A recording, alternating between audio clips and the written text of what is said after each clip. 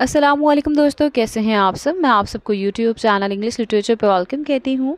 हम जो subject cover कर रहे हैं that is introduction to literary studies. Lecture number 15 है हमारा।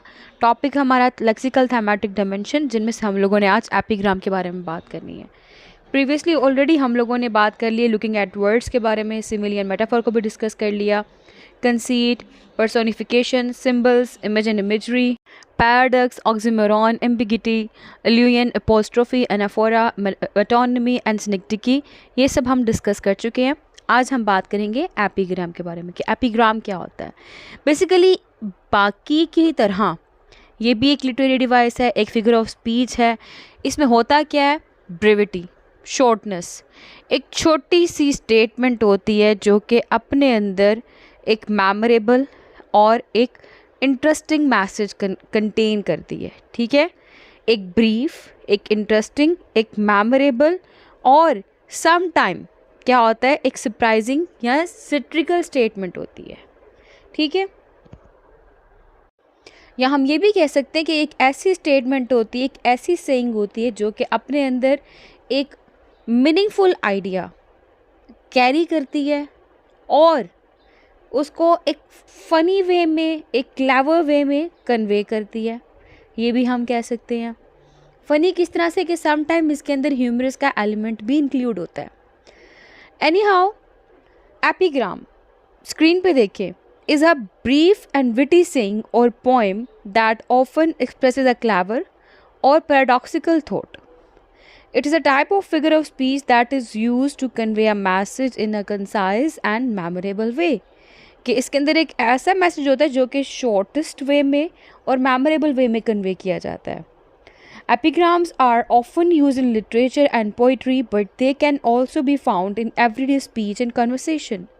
They are usually characterized by their brevity, wit and memorable nature. कि छोटी सी होती है लेकिन उसके अंदर विट भी इंक्लूड होती है और मेमोरेबल नेचर रखती है कि बंदे को याद रह जाती है वो वाली बात। तो अब कुछ एग्जांपल्स है स्क्रीन के ऊपर। नंबर 1 है ऑस्कर वाइल्ड की कि I can resist everything except temptation. छोटी सी लाइन है, मेमोरेबल भी है और इसमें जो मेन आइडिया वो भी कन्वे कर दिया गया है। इस तरह से ही if you want to know what God thinks of money, just look at the people he gave it to. And then the best way to predict the future is to invent it. कि ज़बरदस्त line है, ऐसी line जो कि short भी है, clever वे में इसमें जो मेन आइडिया है वो भी कन्वे किया गया हुआ है। उसके बाद है no man is an island. उसके बाद है experience is the name everyone gives to their mistakes. फिर है ignorance allied with power is the most ferocious enemy justice can have.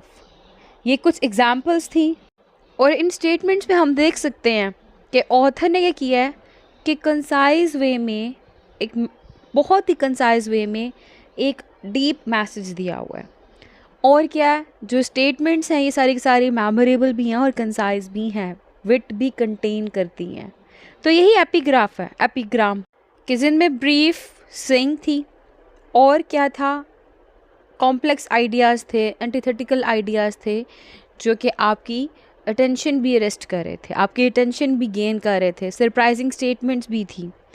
ठीक है, तो as you can see epigrams often contain a clever twist और unexpected ending that makes them memorable and thought provoking. That's all. तो I hope कि आपको epigram क्या होता है क्लियर हो चुका होगा कि सिंपल सी बात है, एक ब्रीफ स्टेटमेंट जिसके अंदर विट भी नज़र आए हम लोगों को, क्लेवरनेस भी नज़र आए हम लोगों को और वो स्टेटमेंट मेमोरेबल भी हो और समटाइम वो सरप्राइजिंग भी होती है और जो रीडर होता है, जो लिसनर होता है, उनकी अटेंशन को भी अरेस्ट करती है, टेंशन भी गेन करती है।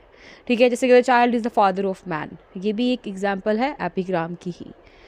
तो that's all about today's lecture. I hope कि आपको आज का लेक्चर क्लियर हो चुका होगा। वीडियो पसंद है, वीडियो को लाइक भी करिएगा, हमारे चैनल को सब्सक्राइब करना मत भूलिएगा, दुआ में खास याद रखिएगा। Stay tuned with us, take care.